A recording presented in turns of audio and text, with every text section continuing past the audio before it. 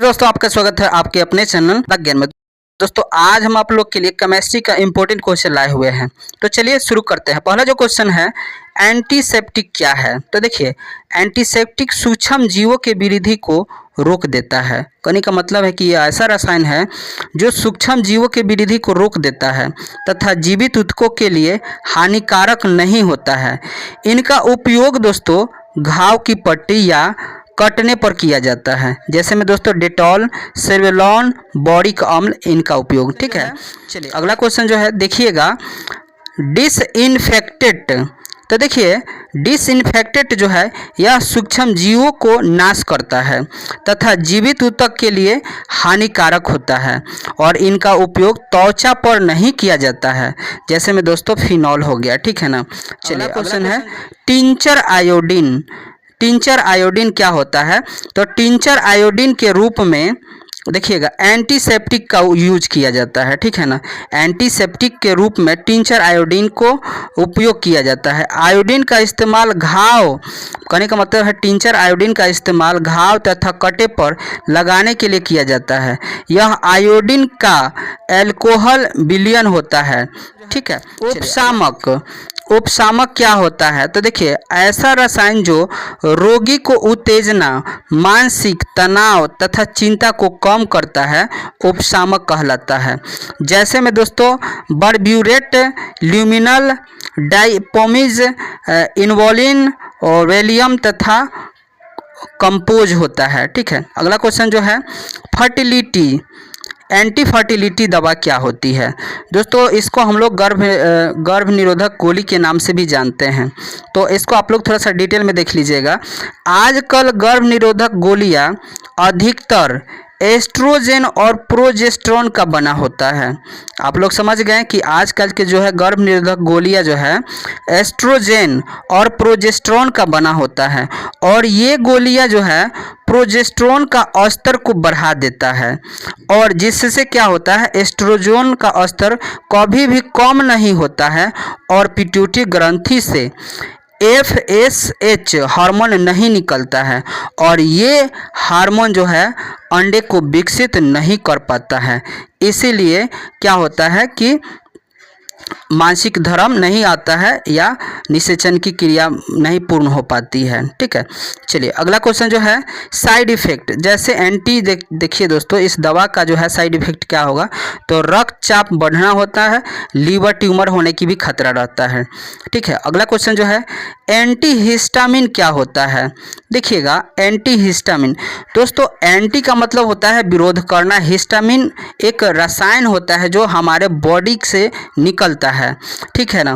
देखिए, वातावरण में उपस्थित धूल कण व पराग के कारण तथा कुछ भोज्य पदार्थों द्वारा हमारे शरीर में एलर्जी की अभिक्रिया होती है। इस समय हमारे कोशिका के द्वारा हिस्टामिन निकलता है जिससे छींकने के साथ साथ नाक बहने लगता है। इसी को कम करने के लिए जो दवा ली जाती है उसको एंटी हिस्टामिन कहा जाता है। ठीक है। अगला क्वेश्चन जो है, परिरक्षक। तो देखिए, वैसे रासायनिक पदार्थ जो भोजन में सूक्ष्म जीवाणुओं की वृद्धि या उपस्थिति को रोक सके तथा ऑक्सीजन या जल या दोनों से मुक्त रख सके, परिरक्षक कहलाता है। चलिए अगला क्वेश्चन जो है, प्रतिऑक्सीकारक। प्रतिऑक्सीकारक क्या होता है? तो ऐसा पदार्थ जो वसा एवं ऑक्सीजन के बीच की अभिक्रिया को रोके या कम करे, प्रतिऑक्सीकारक या एंटीऑक्सीडेंट कहलाता है। समझिएगा, ऐसा पदार्थ जो वसा और ऑक्सीजन के बीच की क्रिया को रोक दे। ठीक है ना। मतलब ऑक्सीजन से और वसा से बचा ले, तो ऐसे को हम लोग क्या कहेंगे? एंटीऑक्सीडेंट कहेंगे। ठीक है। चलिए अगला जो है पॉइंट देखिएगा, एंटीऑक्सीडेंट के कुछ उदाहरण है। तो देखिएगा, लेसिथिन। दोस्तों आप लोग अंडे का पीले भाग देखे होंगे, वो लेसिथिन होता है जो प्राकृतिक रूप से प्राप्त होता है। सिट्रिक अम्ल होता है, विटामिन ई होता है, ब्यूटालेटेड होता है, हाइड्रोक्सिन एनिमल होता है और ब्यूटाइट्रेड होता है, हाइड्रेक्सीटाइलिन होता है तथा प्रोपिल ग्लैट होता है। चलिए अगला जो क्वेश्चन है, लेसिथिन। लेसिथिन क्या होता है? तो प्राकृतिक रूप से अंडे के पीले भाग में तथा कुछ पेड़ पौधे में पाए जाते हैं ये लेसिथिन, ठीक है ना। चलिए अगला क्वेश्चन जो है, विटामिन ई। विटामिन ई क्या होता है? तो समझिएगा, इसे टोकोफेरॉल कहते हैं। विटामिन ई को टोकोफेरॉल कहते हैं। दोस्तों इसकी कमी से बांझपन रोग उत्पन्न हो जाती है। यह कुछ वनस्पति तेलों में भी पाए जाते हैं, ठीक है। चलिए अगला क्वेश्चन जो है, कृत्रिम मीठा अभिकर्ता। देखिए कृत्रिम का मतलब होता है दोस्तों मानव द्वारा बनाया गया मीठा। कहने का मतलब दोस्तों शुगर, चीनी जो है हमें प्रकृति से प्राप्त हो जाता है गन्ना से, लेकिन कुछ ऐसे भी होते हैं मीठा जो मानव के लिए मानव द्वारा ही बनाया जाता है। जैसे मान लीजिए शुगर के पेशेंट जो है, मधुमेह के रोगी है, उनको मीठे खाने का आवश्यकता है, लेकिन वो मीठा खा नहीं सकता है, तो मानव बनाया जो है उसी को यूज करा जाएगा, ठीक है। तो समझिएगा यहाँ पर कृत्रिम जो होता है मीठा अभिकारक, कार्बोहाइड्रेट के गुण से भिन्न शून्य कैलोरी वाला कृत्रिम मिठास, मतलब वैसा रसायन यानी हम कह सकते हैं कि वैसा कार्बोहाइड्रेट जिसमें शून्य कैलोरी वाला मिठास पाए जाते हैं, उसी को हम लोग कृत्रिम मीठा अभिकर्ता कह सकते हैं। इसका जो है मधुमेह रोगियों के लिए इंसुलिन जैसे तैयार किया जाता है इसमें, ठीक है। चलिए अगला क्वेश्चन जो है, प्रमुख कृत्रिम अभिकर्ता। तो देखिए जैसे सैकरीन, दोस्तों शुगर में सैकरीन का उपयोग किया जाता है, ये चीनी से 500 गुना अधिक मीठा होता है। तो इसके डिटेल में हम लोग देख लेते हैं। चलिए देखिएगा सैकरीन क्या होता है। तो देखिए यह कृत्रिम मीठा अभिकर्ता है, ठीक है, जिसका निर्माण 1879 में हुआ था, ठीक है। सैकरीन सुक्रोज से 500 गुना अधिक मीठा होता है, थोड़ा तीखा भी लगता है, ठीक है। चलिए अगला क्वेश्चन जो है, सैकरीन में ग्लाइसिन एमिनो अम्ल मिला दिया जाता है जिससे मीठा लगता है, ठीक है ना।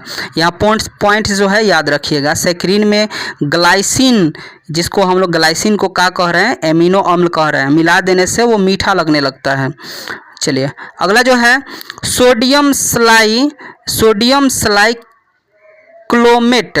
सोडियम साइक्लोमेट तो क्या होता है? तो देखिए सोडियम साइक्लोमेट सुक्रोज के अपेक्षा 300 गुना अधिक मीठा होता है।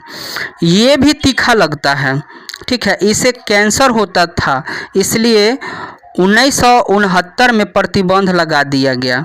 चलिए अगला क्वेश्चन जो है, एस्पार्टेम क्या होता है? तो देखिए सोडियम साइक्लोमेट पर प्रतिबंध लगने के बाद 1965 में एस्पार्टेम बाजार में इक्वा के नाम पर बिकने लगा। यह सुक्रोज से 10 गुना अधिक मीठा होता है। एस्पार्टेम को न्यूट्रासिबिट भी कहा जाता है, ठीक है। चलिए अगला क्वेश्चन जो है, साबुन। तो साबुन दोस्तों उच्च वसा अम्लों के सोडियम लवण होते हैं, ठीक है ना। अगर साबुन का डिफिनेशन कहा जाए तो साबुन उच्च वसा अम्लों के सोडियम लवण होते हैं। चलिए अगला क्वेश्चन जो है, साबुनीकरण वनस्पति तेल एवं वसा का क्षार द्वारा जल अपघटन की क्रिया के बाद साबुन तथा ग्लिसरॉल बनना साबुनीकरण कहलाता है, ठीक है। चलिए अगला क्वेश्चन जो है, अपमार्जक क्या होता है? तो अपमार्जक लंबी श्रृंखला वाले हाइड्रोकार्बन के सल्फेट या सल्फोनेट होता है। चलिए अगला क्वेश्चन जो है, संश्लेषित अपमार्जक 3 प्रकार के होते हैं, ऋणायनिक अपमार्जक, धनायनिक अपमार्जक और नॉन आयनिक अपमार्जक। चलिए अगला क्वेश्चन जो है, पुछला क्या है? तो साबुन एक लवण है, अतः यह आयनिक होता है।